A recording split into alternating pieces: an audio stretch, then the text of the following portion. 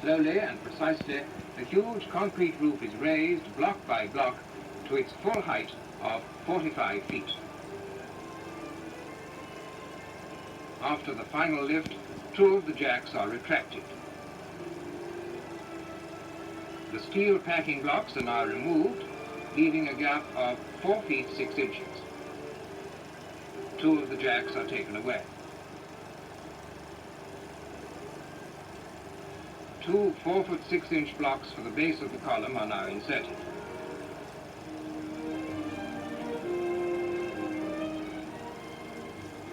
The remaining 2 jacks are retracted and removed. Now there only remains a space of 3 feet 6 inches under the stems of the last T-blocks to be filled in. With the placing of these last blocks, the columns are complete, except for pre-stressing.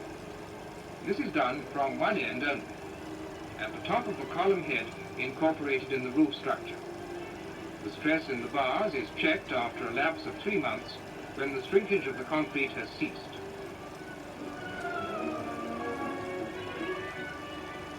Finally, the columns are grouted through apertures provided for the purpose.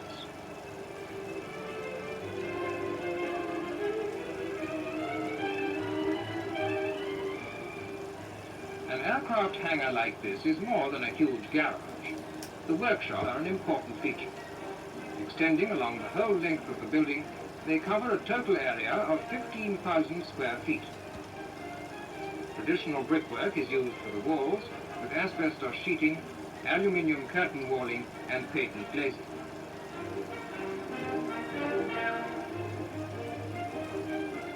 The aluminium folding doors are electrically operated.